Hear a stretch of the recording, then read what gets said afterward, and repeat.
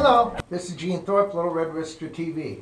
Today we're going to be talking about Fender, and more specifically a little bit about Leo Fender, and a little more specifically than that, the Fender amplifier line, and the flagship of the line for many years, the Fender Twin Reverb. And we're going to talk about the history of the amplifier, the evolution of it, and once again a little bit about the Fender company. Over the years, I've read a lot of different things about Leo Fender. In his earlier years, he was a saxophone player, and as I understand it, he never really did learn how to play the guitar. The Fender Twin amplifier was first released in 1952. That was just 2 years after the Telecaster came onto the market, actually as the Broadcaster, and then temporarily the Nocaster, and then the Telecaster, 1950. The first Twin, it was tweed. It was only 25 watts. But a great amplifier even then. So as it evolved, sometimes it evolved greatly. I mean, it went from originally a 25 watt amplifier all the way up to about 130 watts. And from 1952 on to 1958, there were a number of changes in the Twin. But the most significant one came in 1958 when it went to a 4 power tube amplifier. 4 6L6 power tubes were put into the amplifier, larger transformers and a different tone. And then in 1962, they came out with reverb in the amplifier, and that's when it became the Twin Reverb. So I'm looking at the amp. If you look at the way that they are, the size, the ability to squeeze two 12-inch speakers, the whole cooling process of the amplifier, the way that the heat rises, and it's got a little chimney in the back. We'll turn it around and show a picture of that.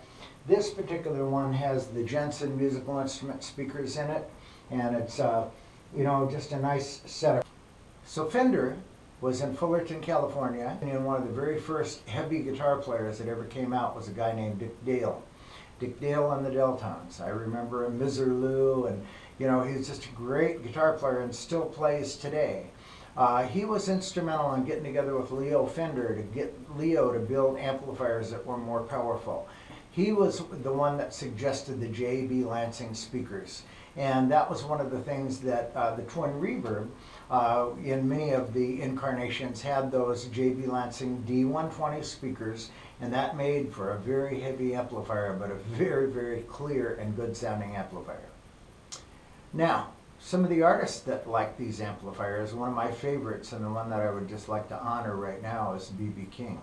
Most every time I ever saw B.B. play, he was playing out of a Twin Reverb. And he did have a love affair with the Lab L Series L5 amplifier, but for the most part, B.B. had played a Twin. That was his signature sound, that with the 335, 345, 355, and of course the custom Lucille's that Gibson made for him. So, the thing I love about the Twin is it's one of those types of things that was built just right. It's sort of like a 65 Gibson SG. When you look at it, everything is there. A Fender Telecaster, when you look at it, everything is there. You have the true affection that I have for a Fender Twin Reverb is a special one. I mean, this is something that, like, once again on the bucket list for a serious musician.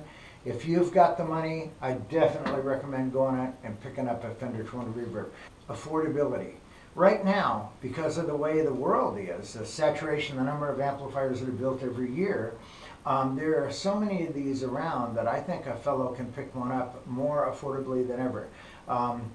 Even back in 63 through 67 or 8, they could only build so many of them.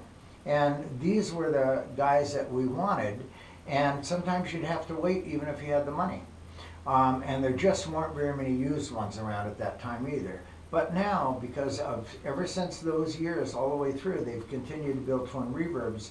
I see them at very affordable prices and on Craigslist, eBay, and various Reverb and the different places that you can buy equipment online. Okay, let's talk about the styling. I think the gray with the black face, they hold up the best. The silver-faced ones, it seemed like right from the very beginning, would easily dent and get marred and scarred, but these black faces hold up really well. I've always liked the gray real cloth, and this is my favorite of the Fender logos. The black Tolux is very stylish. It's a great amp. I would like to invite you to please reach up and subscribe to our show. If you would do that, and if you like what you see, like it. And if you think it's significant enough, please share it with other people. Gene Thorpe, Little Red Rooster TV, signing out. Thank you.